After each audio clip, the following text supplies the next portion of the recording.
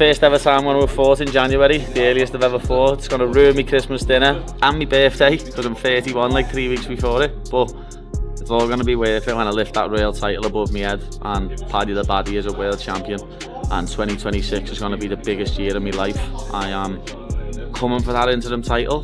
Then I'll be making it the undisputed title when I come and beat Ilia Topuria up and take the undisputed title.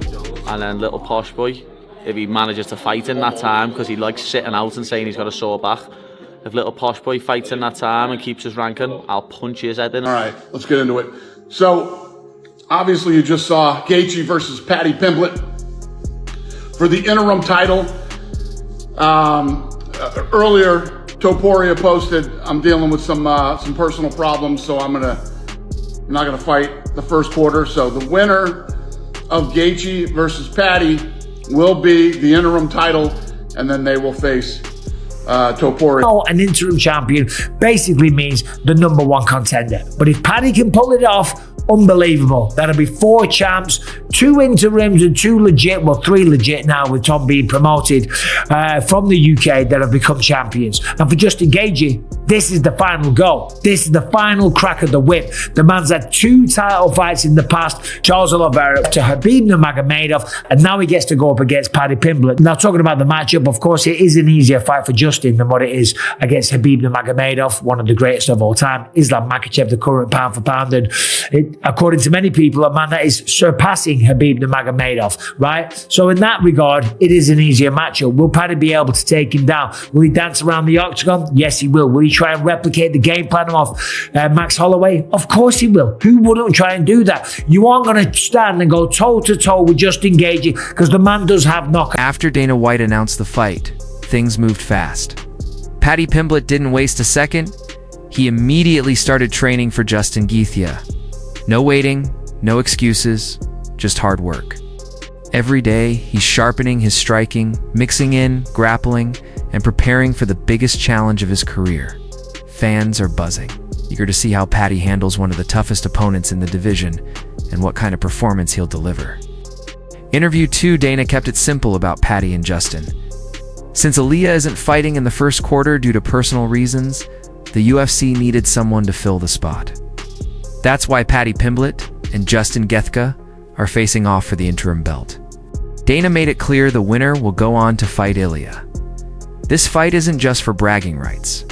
It decides the next big title shot. Good chance for Paddy to win, but with real risks about his defensive striking along the way. Yeah. And really, obviously, as we all could understand, a last hurrah certainly for Justin Gaethje. Michael Bisping broke down Paddy versus Justin. And the first thing he pointed out was the danger Paddy faces. Justin is older now, but he still hits hard and fights at a crazy pace, he said. He highlighted Justin's power, leg kicks, relentless pressure, and how tough it is for any lightweight to handle him. Bisping reminded fans that Justin only looked off against Holloway because he got caught normally. He walks you down, throws heavy shots, and forces a brutal fight. All right, let's get into it. So, obviously, you just saw Gaethje versus Paddy Pimblett for the interim title. Earlier, Topuria posted, I'm dealing with some personal problems, so I'm not gonna fight the first quarter. So the winner of Gaethje versus Paddy will be the interim title, and then they... Bisping explained why Paddy has a real chance.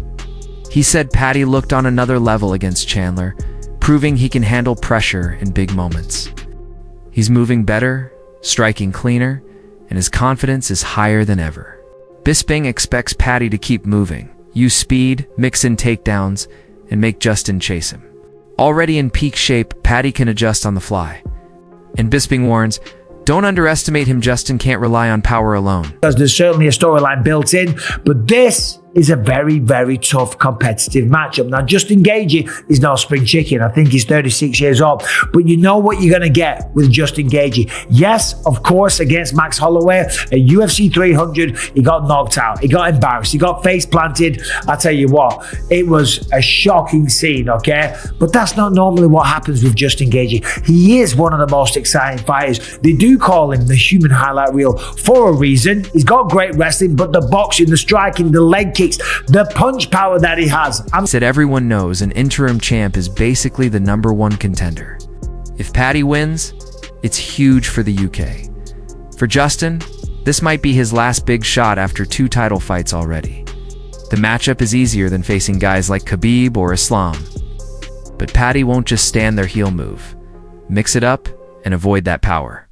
Still, Justin can't underestimate him. Either is Paddy Pimblett, right? We saw last time against Michael Chandler, he is the real deal. He absolutely smoked him. He's undefeated in the UFC, put a beating on Michael Chandler. And let's remember, Chandler went toe-to-toe with Gaethje, gave Dustin Poirier a good run, knocked out Dan Hooker. So it's not like he's a bum. Yes, he hasn't been winning fights. We all know that. But Paddy made it look different. He beat the living hell out of him. Simple as that. And I knew he had something coming up because last week when I saw him in Qatar, the man was playing paddle, right? Like a paddle bro. He had his shirt off in the sun. He was glistening. He had the 6-pack. He looked great. We all call him Paddy the Fatty, right? Well, he isn't fat right now. The man looked to be in the best shape of his life. And he didn't even have a fight. Luke Thomas broke down the fight. It's a classic striker versus grappler matchup.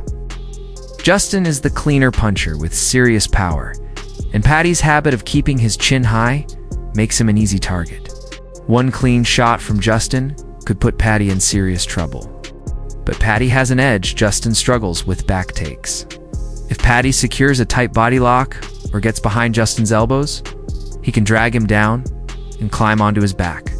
Once he's there, he's very hard to shake off. Interim champion basically means the #1 contender. But if Paddy can pull it off, unbelievable. That'll be 4 champs, 2 interims and 2 legit, well 3 legit now with Tom being promoted from the UK that have become champions. And for Justin Gaethje, this is the final go. This is the final crack of the whip. The man's had 2 title fights in the past, Charles Oliveira to Khabib Nurmagomedov, and now he gets to go up against Paddy Pimblett. Now, talking about the matchup, of course, it is an easier fight for Justin than what it is against Khabib Nurmagomedov, one of the greatest of all time. Islam Makhachev, the current pound for pound, and according to many people, a man that is surpassing Khabib Nurmagomedov, right? So in that regard, it is an easier matchup. Will Paddy be able to take him down? Will he dance around the octagon? Yes, he will. Will he try and replicate the game plan of Max Holloway? Of course he will. Who wouldn't try and do that? You aren't going to stand and go toe-to-toe with Justin Gaethje because the man does have knockout power. But he said the odds could be close.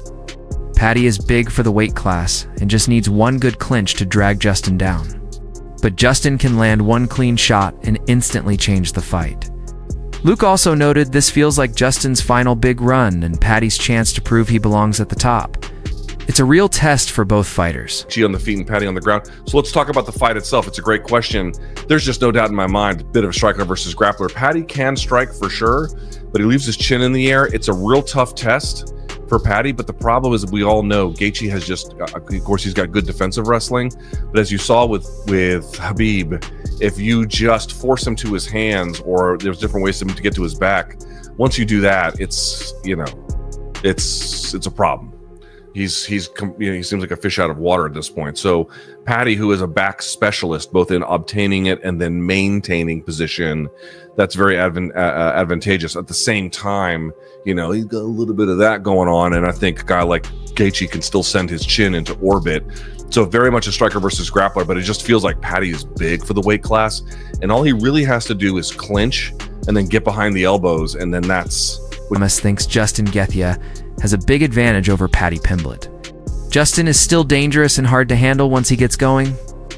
Paddy is smart and tricky, but Justin's level change, not get it, and then just sort of come up and get behind one of the elbows, you're in on the body lock, and now it's a problem, because then he can just force him. He can either Soto hook, trip him out, force him to his hands.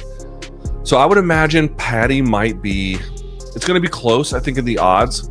I don't want to say what the odds would be because that's really not my forte in any kind of way. But I would imagine that the odds are probably going to be kind of close.